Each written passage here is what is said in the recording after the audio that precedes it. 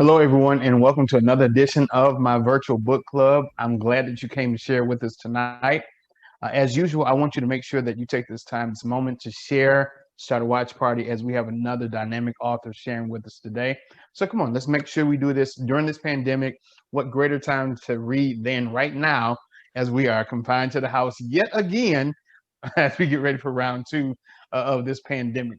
So, sharing with us today, I'm excited to have my friend, my brother, Anthony D. Sparks, is in the house. Anthony, how you doing, bro? Doing well, man. I appreciate you for having me on. Good, man. I'm glad that you're able to share with us today. Now, for those who may not know who you are, can you tell us a little bit about yourself? Sure. Man, in a nutshell, professionally, I am a speaker, a content creator, as well as a certified life coach. As a speaker, man, I've had the privilege of speaking 300 plus events, man, around the country. Absolutely love doing it. It's a passion of mine. As a Yeah. content creator, I've written and published 4 books. I'm also the host of a weekly podcast that I do called Crock Pod Conversations. Okay. And then as a certified life coach, man, I just work day in, day out, helping people to what I call live a life of purpose on purpose. And so that's me as a professional, man. But I tell everybody anywhere I go that that aside from those things, man, that what comes first and foremost is that I'm a man of faith and family and fun. Yeah. That's my foundation, and so that's who I am. Long story short, in a nutshell, brother. All right. Good. Now you just started doing just public speaking and those things like that, just specifically that within the last couple of years or so. Uh, well, I've always, let me not say always. My first real speaking engagement or event was probably, I was probably about 17 or so, Hmm. 17, 18. Um, and I've been doing it since here and there, Hmm. but actually 3 years ago is Wow. when I went full time Right. with everything. So yeah, so in the last 3 years is when it's been, the quote unquote bread and butter, how I make my living, that kind of thing. I Right. was able to turn my passion into a profession. So yeah. Okay, great, great, great. And so you have written four books. Four books you've written, Right. and so most people we're excited about one. You Oh you yeah. got four to your credit already. Let's deal with some of your books. So your Okay. first book was called Better, right? hmm Tell us a little bit about Better. Yeah, man. Better. I dropped that in 2014. That was the first one. And what's Okay. crazy is, man, I started writing my first book, um, 2006 or so. Okay. And but I realized, well, of course, hindsight, I realized that I was writing to become famous. I was writing to make a profit. I was Right. writing to be known. And so 2014 rolls around, I started writing again, and my purpose for writing was totally different Right. than it had been 8 years prior. I'd experienced a lot. Hmm. I'd gone through some ups and downs, as everybody does, and so better kind of came about, man, because there was this real big push for people to be on this whole perfectionism kick. There was Hmm. this big thing about, people, I'm a perfectionist and this, that, and the other, and I'll sleep when I'm dead. I'm on my grind 24/7, that kind of thing. And so Right.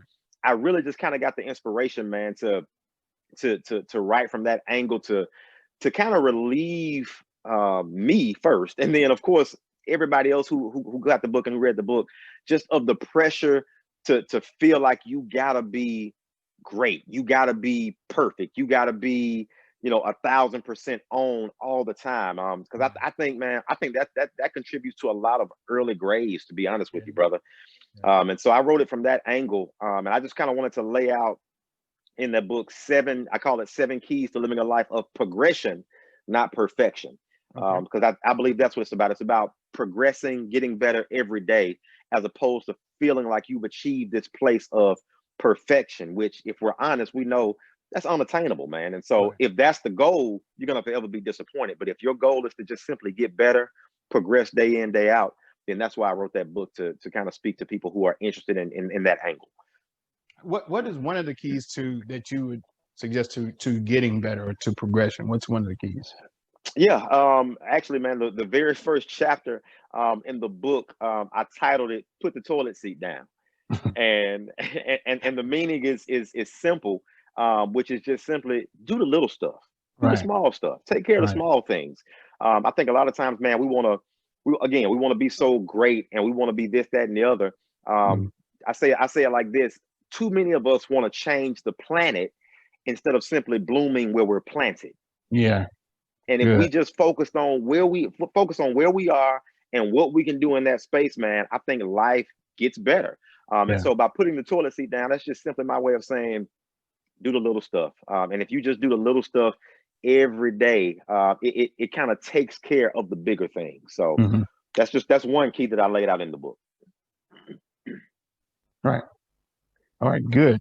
So that was 2014.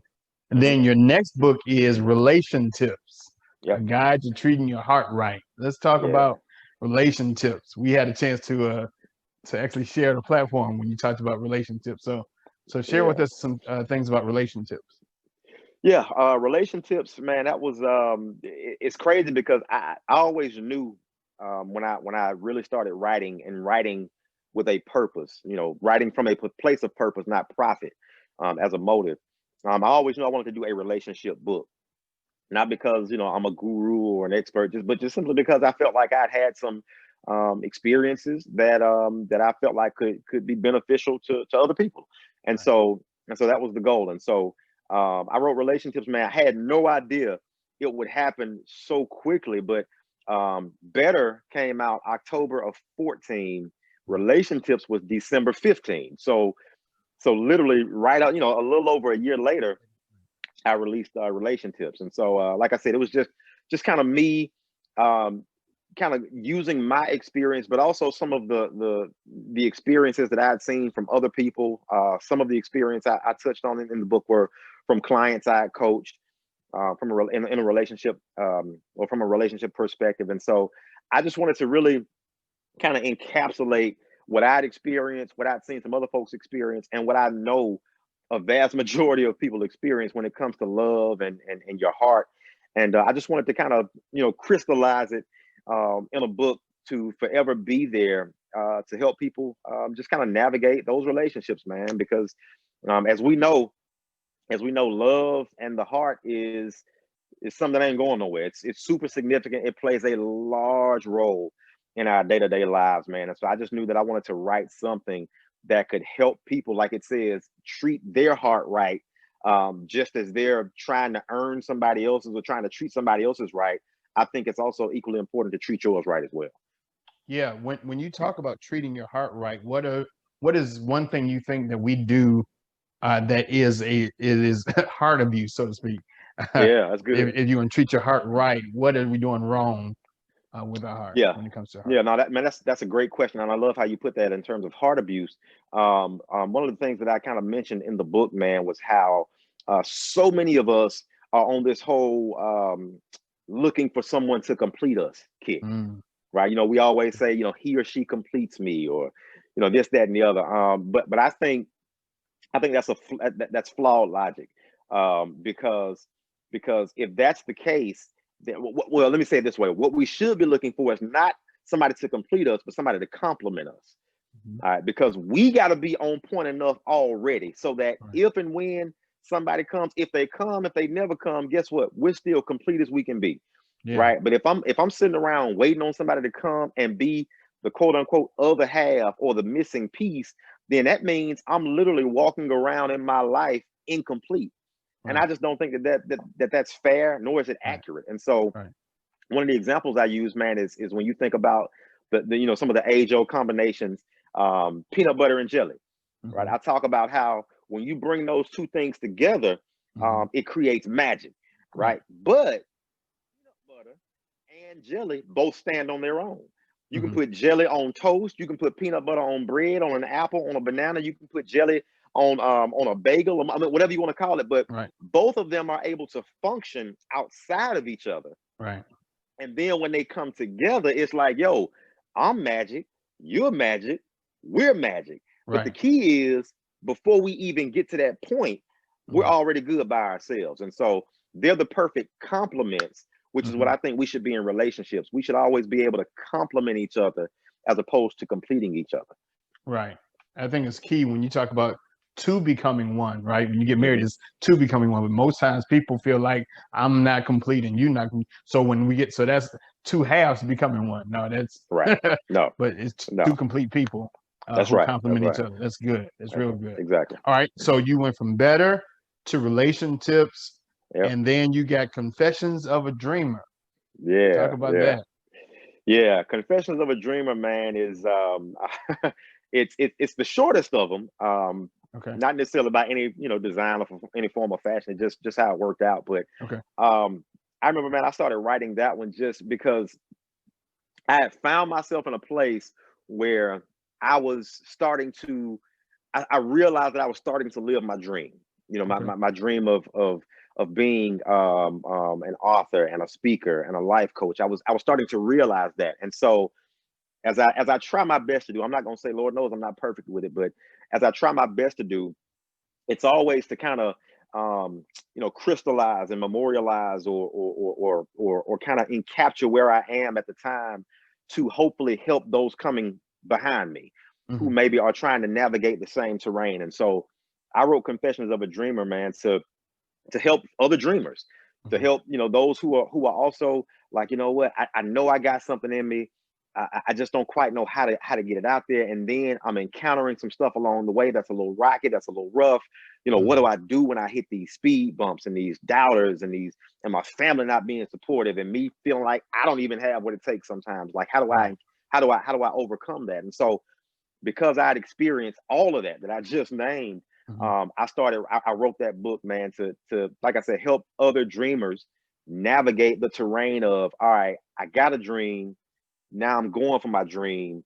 How do I stay consistent, stay faithful when everything doesn't line up exactly like I thought it would? And Right. so that's how that book was birthed. Good. Good. How hard is it not to get deflated when things don't go the way you initially dreamed it was going to go, right? Because I think all of us, and we'd be honest, growing up, we all had this dream of who we were going to be. And by the Right. time I'm 40, I'm going to have this done. And, this is where, how do you keep Yeah. from being deflated in the midst of the dream being deferred? Well, man, I'll tell you one example specifically, and I outlined this in the book as well, man. Mhm. But I had a mentor of mine, somebody that I have utmost respect for, somebody who's known me for a long time. I've known them for a long time. Somebody who I leaned on and still lean on. Mhm. But I'll never forget, man, that they asked me a few years ago. It was kind of right after I started, kind of on this trajectory, so to speak. Mhm. Um, but they asked me one day in a conversation, they said, "What qualifies you to do what you're doing?" Wow. And it wasn't asked like, "Hey, I want to challenge you real quick. Tell me Right. it was like, it was almost like, "Who are you to be doing Right. this?" Right. and and so that was deflating. That was a Right. deflating moment, man, because I'm like, "Whoa, I didn't expect this from Right. you, Right. of all Exactly. people." Right. Um, but what I learned in that moment, man, is there are two types of people. Mhm. There are people who are able to do what they've seen, Mhm. and people who are able to see what they'll do. Right. That's And good. the difference is people who are able to do what they've seen are the people who see the path, the trail has been blazed, and they follow that trail. They might add some new little footprints to it, some new little wrinkles to it, Right. but for the most part, the forest has been cleared, and they say, "All right, I'm gonna go that way." Right. Those who will see what they'll do are just looking at a forest, no trail carved out, no nothing. But we say, you know what? I don't quite see how I'm gonna get there, but I believe I can. Right. And so we, those of us in the latter group, we believe so strongly in what we've been blessed with, what we've been given, that we say, you know what, even though I haven't seen this done in this way in my life personally, I still believe that it's my moment. I still believe that I have something to offer to this, not just to simply, walk down the trail that's already been blazed, which is fine. Don't get Right. me wrong. Right. But but what happens when you say, all right, I don't want to necessarily go down that path, and yet there is no other path. The only thing left to do is blaze your own. There you And go. so Right. and so that's what I learned from that conversation right there. And thank God that I didn't take that and stay deflated. I took it and said, you know what? All right, I hear that, but I'm gonna still do what I'm gonna do because I believe in it. And here we are, like I said, about from that conversation, I think 5.5 years later, here we are.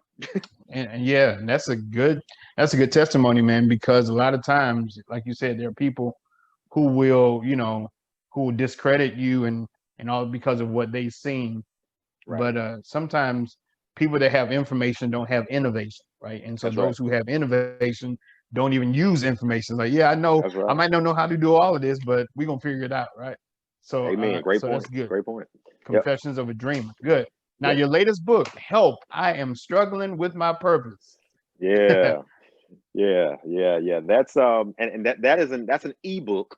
Okay. And I typically for those who go to my website and they sign up for my e-list, um I essentially give that book away as a gift for signing up for the list, for the Okay. e-list. And so it's just what it says. It's for those who are like, all right, I know I'm made for a little bit more than just going to work, paying bills, and dying. Right. Right. I, I Right. I know there's more to that, than more to life than just doing that day in, day out. And so it's for those who either don't know what their purpose is and they're trying to find it. Those who kind of have figured out what it is, but they're stuck. And for those who just are just like, you know what, I don't even know where to begin. I think I got a purpose. I don't know. I just need help just discovering the whole thing and figuring out what to do with it next. So it's just if purpose is something that somebody is interested in, like I said, whether it's operating in it, getting unstuck in it, or just finding it all together. Yeah. That's why I wrote that book. Because again, as somebody who has been down that path, who I started out in 2010. I was working at the YMCA Youth Center as the executive director, and I did that role for 6 years. Mhm. Man, at the time, it was a dream job. I loved doing it. Had a great time, and I was like, man, it doesn't get much better than this right now. Like I was in my zone. But then life got scary because a shift happened, Mhm. and I realized that what I once thought was kind of the thing, um it was less satisfying. Mhm. And I was like, all right, so this ain't the thing. So Right. I got to figure this out. And so through some praying and some soul searching, and really just, man, just putting one foot in front of the other, doing what kind of came naturally, man, I was able to discover my purpose. And man, to God be the glory. I'm living it out right now. Good. I think Mark Twain said it best when he said the two most important days of your life are the day you're born and the day you find out Then you why. find out, wow, that's right. Many Yeah. people struggle with that very thing, is finding out what my purpose is. Give Right. us some insight on how do I discover my purpose? And sometimes, you may not discover your purpose. Many times you think once you graduate from high school, you kind of already know what you're supposed to do. But but for the vast majority of us, you didn't discover your purpose until later on. How do Right. we go about discovering what our purpose truly is? Uh Sometimes, man, it can literally be right in your face, but um because it doesn't, again, going back to that whole, doing what you've seen and seeing what you'll do, it goes back to that.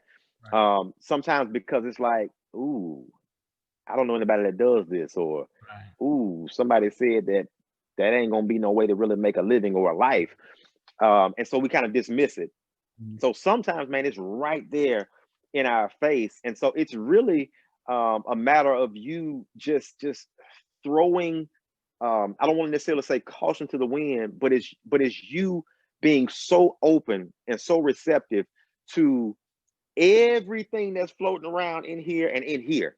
Yeah. Not dismissing anything, Mhm. and just exploring. Now what I would say too is, it's all as a coach, I advocate, reaching out to somebody who can kind of help you unlock or tap into some stuff that maybe can get you thinking in a different vein, because that can help as well. But if for those who might not want to per se hire a coach, or reach out to anybody, I think what you got to realize is, most times your purpose is lying right in front of you, or better yet, I should say within you. It's just a matter of you probably pushed it down and suppressed it because it seems weird, or it seems strange, or it seems like, all right, ain't nobody else doing this, so why do I think I can do this? And in most ways, you realize that, all right, that's probably why I was put here, to do this kind of work. So that's just a small little snippet into kind of how you can start to see it, which is just simply just free yourself from suppressing and pressing down all those ideas and imaginations and things like that. Because I think 9 times out of 10, at least the jump start to finding it is found in just allowing yourself to live and think and be free and not suppress yourself when it comes to your thoughts and your imagination. Do you think there's also, with us, personally pressing down some of the things, do you also think we get pressured by family and expectations of others, to, this is what I'm supposed to do because that's what they told me to do? Absolutely. Absolutely, man. I mean, I was so, when I started on this trek, man, for the longest, I wouldn't even give voice or give a title per se to what I was doing, because I'm like, man, this gonna sound crazy to my people. Right. Right. And so now, granted, to be fair, that's not necessarily something they put on me, but that was just that was something I kind of put on. I put that pressure on myself, because again, this is off the beaten path. Right. It's not the path that my mom or dad or uncle or whatever, Yeah. not the path they took. And so yeah, that pressure from other people is real, man, because with my family, with my dad being a judge, and my uncle serving as chief of staff to the mayor, man, I can't tell you how many times I've had stuff kind of pronounced on me or put on me in terms of I was going to be the next this, or Right. or the next that. Like when I was at the youth center at the Y, my uncle was the ED for DYS, Mayor's Right. Office Division of Youth Services. Right. And I can't tell you how many times people were like, all right, so what you're doing here is kind of what he's doing there, and then when he steps down, you just gonna slide into that Right. role. Right. And I ain't gonna lie, at first I was like, you know what, yeah, I can see that, Right. because he was doing a great job. I Right. think the role is super important, but as I grew, and again started to tap into my purpose, I was like, but that ain't me. Right. that ain't Right. for me. Right. And so I'm super proud of both my dad and my uncle. But what I've realized is, man, I've been able to take so much pressure off of myself because I've got my own thing that I'm doing. Yeah.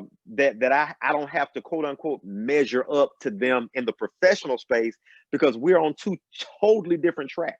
Right. Right. And that has been a blessing, that's so hard to really quantify, man. And they've been super supportive, Right. which has also helped me to keep trudging down and stand on this track as well. So yeah, that pressure from other people, family, friends, or public, period, is a real thing, and it can really hem you up. Okay. Good. Good. With all the books that you have written, being pretty much to help people advance in life and all those things, what encouragement could you give in this time we're in right now, in the midst of a pandemic, and we're looking at round 2? What inspiration, encouragement can you give to those who seem like, hey, I've been going through it, for 6-7 months. Hmm. Times are hard. I don't know what to do. Yeah. Jobs cut me off, things like that. What encouragement can you give to someone to pursue their purpose, to dream again, to do better, right? Even in your relationships, what Yeah. encouragement could you give to those people? Um, well, that's a layered question, Right. and so I'll try to approach it from at least a couple different angles. Number Right.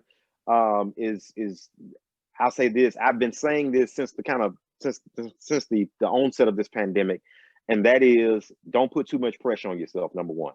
Mm-hmm. I think so many of us right now is, you're hearing from all these different factions and from these different corners that now you probably have more time than you've ever had before.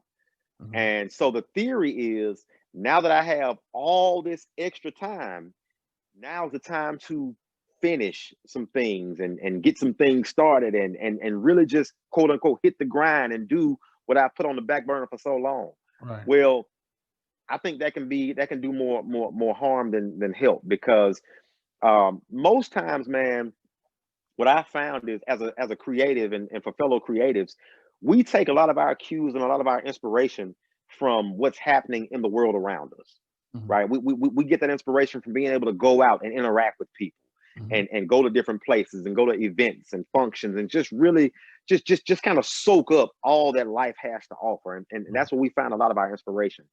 That's not really the case right now. Right. And so for me to put on somebody, you need to do blank in a time where maybe the inspiration they would draw to be able to do blank is not there, Right. that's just unfair. That's Right. unfair. So what I would say is use this time by all means. Stay, stay active, stay productive, but don't get into this warped, twisted thinking that you got to have a book finished to show for your time in quarantine. You got to have, you know, this amount of money saved or collected. What, like, take that kind of pressure off yourself. That's just unfair. Yeah. Um, the second thing I would say, to just kind of give somebody encouragement who might be just kind of in struggle mode right now, whether it's job cutting back or just whatever the case is, that's simply this. If you find yourself in a place where the job might not be paying as much, or you're losing hours, or whatever the case is, try your best to utilize that time to create. I kind of hate the phrase, but it makes sense.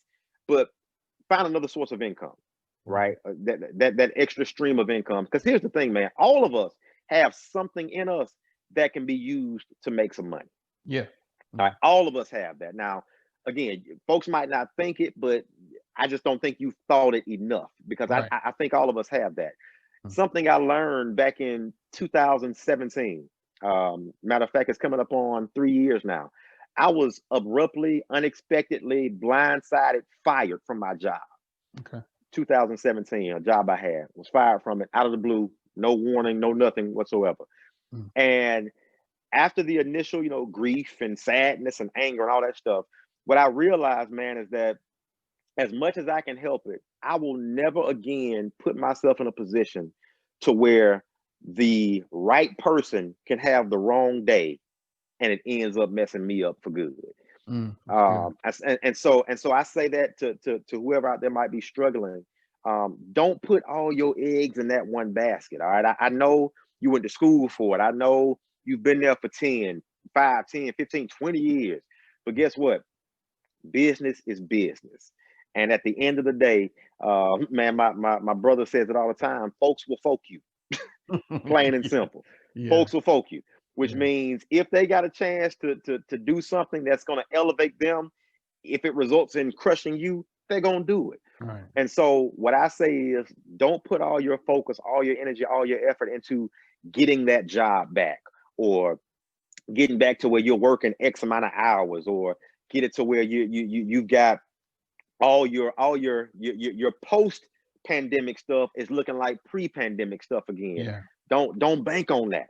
All right, Yeah. find something, tap into something, use your creativity, use your gifts to create another stream, to not be so beholden to a place that ain't beholden to you. Right. All right, that's not saying don't do a good job. That's not saying don't do your best. It's just simply saying, at the end of the day, businesses can get rid of people every day, and they'll have at least 20 folks applying to fill that one role. Absolutely. Take care of yourself and do what you need to do to get back on your feet, get your joy, and navigate some new terrain to open up some new doors for yourself. Good. Good. Good. Well, I appreciate that insight, that encouragement. Now, for Mhm. those who are watching, who may be future authors, they get a book inside of them. Um, uh, I too have been one who said, yeah, the pandemic is going to give me a chance to finish my book, and seems like I'm working harder now, right, Yep. than Yep. pre-pandemic. But what encouragement would you give to those who have a book in them? You've done 4 in Mhm. succession. What encouragement would you give to those who are in the process of writing a book, or hope to be an author one day? Uh, Well, one, of course, again, as a coach, I would always say, feel free, reach out to me. I can help. Right. I'm willing to help however I can. But Yeah. aside from that, I would say don't undersell your story. Don't undersell yourself. Like don't. So many people I found either don't start or they get started and then they quit because they're like, ain't nobody gonna, nobody want to hear this. Ain't nobody gonna Mhm. read this, or well, who am I? Like, what? I don't have a story to tell. I Right. haven't really either. I haven't really been through anything, or what I've been through. Who's gonna care about that? Do not undersell yourself. And so what I would just say is get started. Mhm. Get started. Just putting pen to paper, or start typing on that computer, whatever your method is. But just get started. Yeah. And here's the thing: don't lock yourself into any kind of crazy time frame or deadline. Just get started. Yeah. Just get started. And what I've found is if you're willing to just get started, push past the doubts, whether outside, whether they're perceived, whether they're self-inflicted, just get started, push past those things and keep writing. All right, just keep writing, and before long you'll find you got the makings of something that can be beneficial. Right. Again, do not write with the intent of becoming famous. Do not write with the intent of making money. Write because you feel like you got a story to tell. Right. And if you write feeling like you got a story to tell, then what ends up happening is the story writes itself. But if Right. your motives are off when you're writing, you're gonna feel like you got writer's block every other day. All Mhm. right, because I get it. You want to make money. I get it. You want to be, known for this being this thought leader, et cetera, et cetera. But that'll come if the product is there. And the way the product gets there is by you just saying, you know what, I'm gonna tell this story regardless. Whether I think somebody wants to hear it or not, I'm gonna get started and we'll see what happens. That's all you do. Good. Well, again, appreciate you for being with us. Tell everyone how to keep up with everything Anthony D. Sparks, as well as how can they purchase all of your books. Absolutely. And let me say just to you, man, thank you for doing this. Thank you for this forum. Man, you've always been a champion and a cheerleader in the community, man. Just a dynamic brother. So I appreciate you for all that you've done and that you're doing. So Appreciate it. so first off, thank you. Thank you. Um, yes, sir. For those who may be interested in kind of keeping up with me or getting in touch with me, my website, www.anthonydsparks.com, is a good way. On social media, username is the same across all platforms, simply Anthony D Sparks. And if you're just looking for some inspiration and also some challenging here and there, and just a real raw and relevant, I guess some real raw and relevant content, then check out the podcast, Crock Pod, like Crock Pot, just with a D. Crock Pod Conversations, Apple Podcasts, Google, Spotify, etc. You can keep up with me there as well. So those are just a few ways, and man, I'm pretty accessible. I don't believe in the whole having 17 assistants to get to me, man. Typically, if you email, if you reach out on the website, you're gonna get me. Okay. I just believe in that. And until if I ever get to the point where an assistant or assistants are needed, then we'll jump that hurdle when we get to it. But no, I believe in getting one-on-one with the people, man. So that's it. Good. Good. Well, again, appreciate you for being here with us, and to all of you who've been watching. I hope you've been blessed by all things that we've talked about today. All four books are powerful books, and will be able to help you not only be better, but help you in your relationships, and help you as a dreamer, and help you with your purpose. So make sure you look Anthony Sparks up. And again, remember, every Tuesday we're here doing this at 6 o'clock every Tuesday. We are getting every author we can from across the nation to be a part of this virtual book club. And who knows, you might be next. Go ahead, write that book, and let's see what we can do to give a positive impact on not only this nation, but this world. Again, thank you all for joining. Share this tonight. Share tonight's broadcast, and you'll be glad that you did. Thank you all for joining and watching us. Remember, I love you. There's nothing you can do about it. God bless you.